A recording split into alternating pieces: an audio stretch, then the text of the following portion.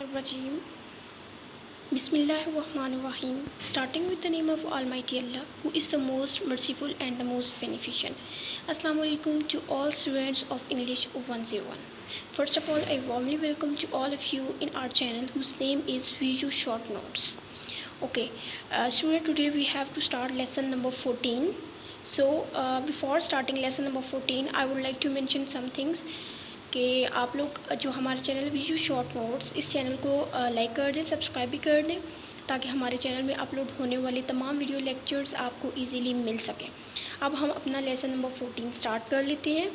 तो lesson number 14 में basically क्या है कि रीडिंग असेसिंग टेक्स्ट। अभी जो हमने लेसन नंबर 13 किया था ये बेसिकली उसी का कंटिन्यू है, ठीक है। नेक्स्ट जो ये है ना, ये उसी को कंटिन्यू उन्होंने किया हुआ है।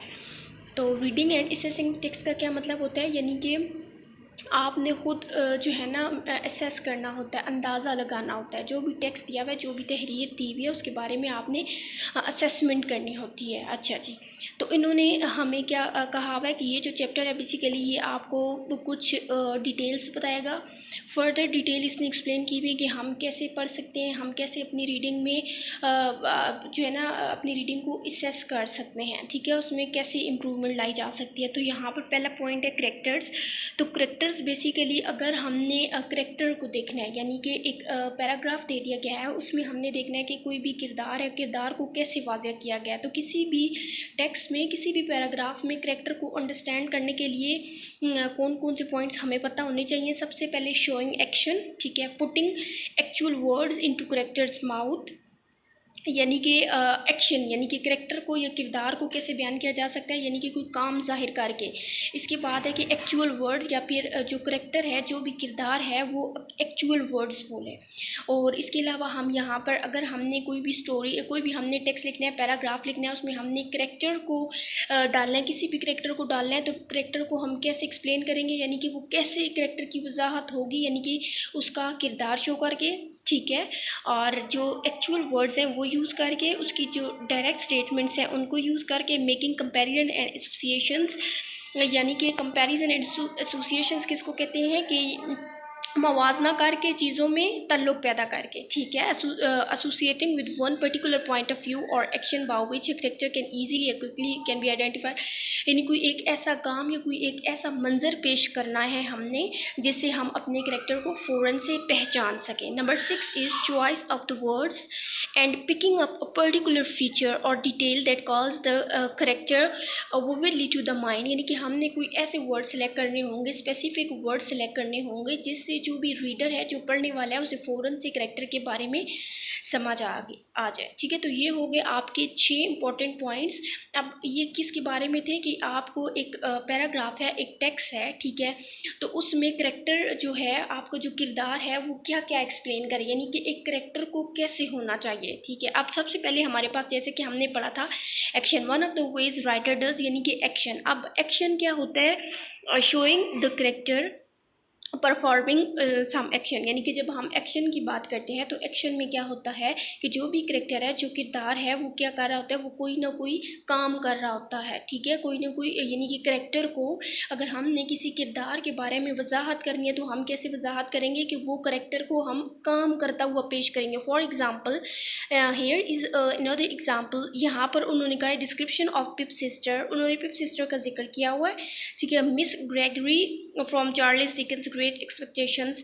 अच्छा जी, यहाँ पर मैं आपको डायरेक्ट पढ़ के बता देती हूँ कि जो उसकी सिस्टर है उसने क्या किया कि वो जब ब्रेड बटर कट करती है, तो उसके जो फेस एक्सप्रेशन होते हैं वो इसके इतने ज़्यादा गुस्से वाले होते हैं, इतने ज़्यादा एंगर वाले होते हैं, ऐसे लगता है कि जैसे क्या है कि वो ऐसे मतलब काट रही है कि वो लाइक हमारे लिए जो कि अच्छा प्रूव नहीं हो रहा, ठीक है। देखने से ही ये बात समझ आ जाती है। इस बात का क्या मतलब है कि जब वो काम वो कर रही है लेकिन उसका दिल नहीं है, तो वो क्या करेगी, एक तो वो मतलब लाइक फ़ौरन करेगी, जल्दी जल्दी करेगी।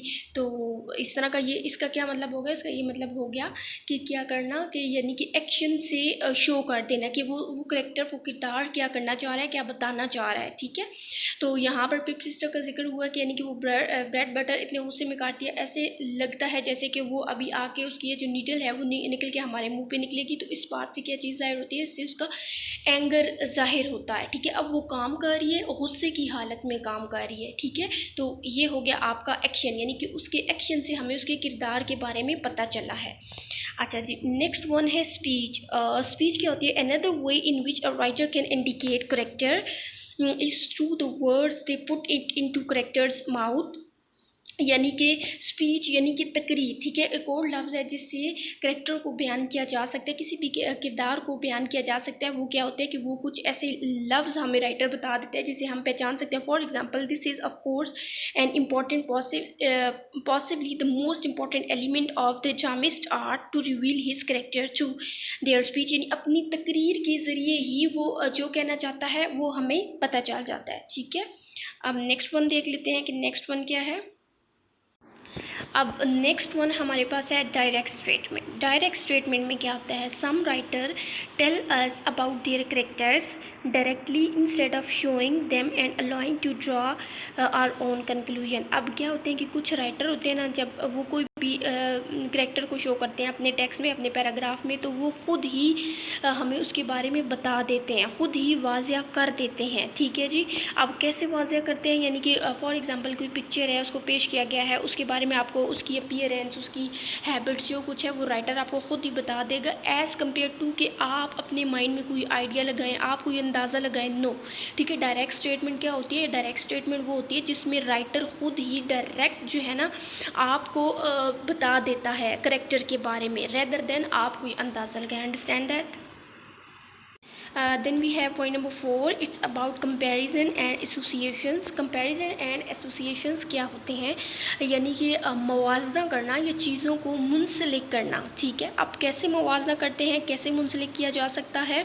Sometime writer tell us about their characters by comparing them to something else which call up an image in our mind or by associating them with idea।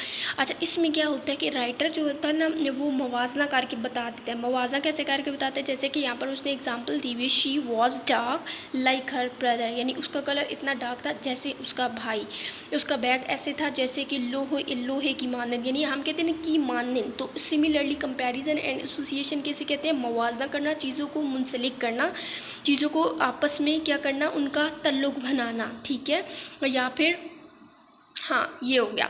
अच्छा, जैसे कि है whom she greatly resembled his face and voice, यानी कि अब उसकी जो face और वॉइस है वो उसके भाई से मिलता है। ठीक है, उसकी जैसे कि फिर उसने बताया हैवी आईब्रोज है, उसका नोज़ है, तो इस तरह। तो ये हो गया आपका comparison and associations. Comparison and associations किसको कहते हैं? यानी कि ताल्लुक़ कायम करना या एसोसिएशन यानी मुंसलिक कर देना। ठीक है, मवाजना पैदा करना। तो मवाजना कैसे पैदा करना? यानी कि उसका कलर ऐसे डार्क है जैसे उसके भाई का, उसका बैग ऐसे है जैसे कि लोहा।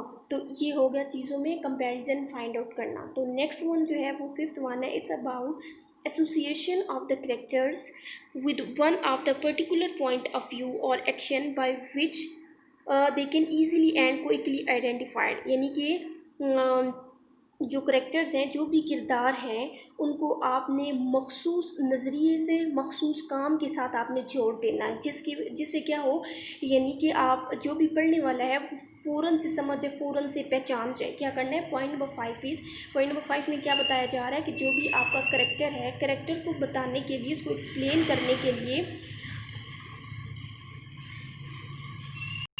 जो भी आपका करेक्टर है, ठीक है, उसको एक्सप्लेन करने के लिए कुछ ऐसे पॉइंट्स, कुछ ऐसे नज़ारे पेश करना, ऐसे नज़रियात पेश कर देना, या कुछ ऐसे एक्शन काम ज़ाहिर कर देना जिससे आप फ़ौरन से समझ जाएँ, आप फ़ौरन से आइडेंटिफाई कर लें। नेक्स्ट वन देख लेते हैं। ओके, ये क्या है कि choices of words and picking out a particular feature और detail that calls the character vividly to mind. यानी चॉइस ऑफ वर्ड्स, आपने कुछ ऐसे लफ्ज़ चूज़ करने होते हैं, ठीक है, और मखसूस फीचर्स पिक करने होते हैं जिससे आप क्या है कि आपके माइंड में फ़ौरन से चीज़ों को आप समझ जाएं, ठीक है। अब क्या होता है कि आप जैसे कि उन्होंने बताया हुआ किसी भी चीज़ को करने के लिए, एक्सप्लेन करने के लिए, करेक्टर को वाज़ह करने के लिए हम यूज़ कर सकते हैं। For example, examples of shown by, for instance, instances of, exemplifies, example of this, यानी कि ये आपके पास कुछ वर्ड्स हैं जिनको आप यूज़ कर सकते हैं। नेक्स्ट उन्होंने कहा है कि sample sentences given is italicised, यानी कि ये आपको दे दिए गए हैं और इट्स ऑल अबाउट कंप्यूटर, यानी कि कंप्यूटर क्या था, कंप्यूटर कैसे बना, उसमें कितनी तारें थी, कंप्यूटर कैसे काम करता है, कौन कौन से ऑपरेशंस परफॉर्म करता है। तो इट्स ऑल अबाउट कंप्यूटर ये आपको दे दिया गया है, जो कि आपने ख़ुद आपने इसकी प्रैक्टिस करनी है। अब मैं आपको एक्सप्लेन कर देती हूँ समरी। तो ये जो है ना आपका वही उसी पैराग्राफ को इन्होंने कंटिन्यू किया हुआ है। अच्छा जी, ये जो हमारा लेसन था ये बेसिकली किसके बारे में था, यानी कि टेक्स्ट को पढ़ना और उसके बारे में आपने असेस करना, ठीक है। यानी कि क्या करना, अंदाज़ा लगाना, असेस करना, असेसमेंट करना। तो इसमें हमें लेसन में क्या बताया गया है, 5-6 पॉइंट्स बताए गए हैं, ठीक है। यानी कि अगर एक टेक्स्ट है, अगर एक पैराग्राफ है, तो उसको हम कैसे, उसमें जो करेक्टर है, जो भी किरदार है, वो क्या परफॉर्म करे, हम उसे कैसे आइडेंटिफाई कर सकते हैं। तो किसी भी स्टोरी के अंदर, किसी भी पैराग्राफ के अंदर, किसी भी टेक्स्ट को के अंदर जो भी करेक्टर यूज़ होने वाला है या जो भी करेक्टर परफॉर्म कर रहा है, तो करेक्टर को कैसे परफॉर्म कर सकते हैं, इसमें आपको कुछ पॉइंट्स बता दिए गए थे। एक्शन यानी कि उसके काम करने को, फिर उसके बिहेवियर को, यानी कि अगर कोई करेक्टर है उसका आपने बिहेवियर देखना है या आपने उसकी एक्सेस करना है कि यहाँ पर उस करेक्टर का बिहेवियर कैसा था, उसका रद्द अमल कैसा था, तो वो उसको शो कर दिया। जैसे कि ब्रेड बटर उसने काटी लेकिन उसने गुस्से में काटी, ठीक है। तो इस तरह उसका दिल नहीं था, तो ये क्या हो गया, ये हो गया एक्शन। एक्शन से अब आपको पता चल गया भाई ये जो करेक्टर है वो उसका जो है ना वो क्या करना चाह रहा है, उसका दिल नहीं है काम करने का। और नेक्स्ट वन इसी तरह आप को बाकी उन्होंने दे दिए हैं, ठीक है। आपने रीड कर लेने हैं, आपके पास स्पेसिफिक वर्ड्स होंगे, उन वर्ड्स को यूज़ करते हुए आप करेक्टर को कर सकते हैं, आइडेंटिफाई कर सकते हैं। बेसिकली क्या करना है, आपने करेक्टर को आइडेंटिफाई करना है। तो ये एक करेक्टर को किसी भी स्टोरी के अंदर करेक्टर को आइडेंटिफाई करने के 5 से 6 तरीके आपको बता दिए गए हैं, ठीक है। अब आपने उन्हें क्या कर लेने हैं, उन्हें आपने मेमोराइज कर लेने हैं, उनके कॉन्सेप्ट्स क्लियर कर लेने हैं, तो आपका पेपर हो जाएगा। अच्छा, अब देखते हैं कि पेपर में कैसे आएगा। पेपर में आएगा कि कोई से पाँच आ सकते हैं, कोई से 3 भी आ सकते हैं, 4 भी आ सकते हैं, कि कोई से 3 मेथड 4 मेथड लिखें, जिससे आप क्या करें, जिससे आप बताएं कि किसी भी स्टोरी के अंदर करेक्टर को कैसे आइडेंटिफाई किया जा सकता है। और बाकी आपका एक्सरसाइज बेस्ड है and that's it. I hope so आपको इस लेसन की समझ आ गई होगी। अगर नहीं आई तो आप कोई भी चीज़ अगर आपको समझ नहीं आया, आप थ्रू कमेंट्स पूछ सकते हैं, अपना फीडबैक देना मत भूलिएगा। Thank you so much and अल्लाह हाफिज़।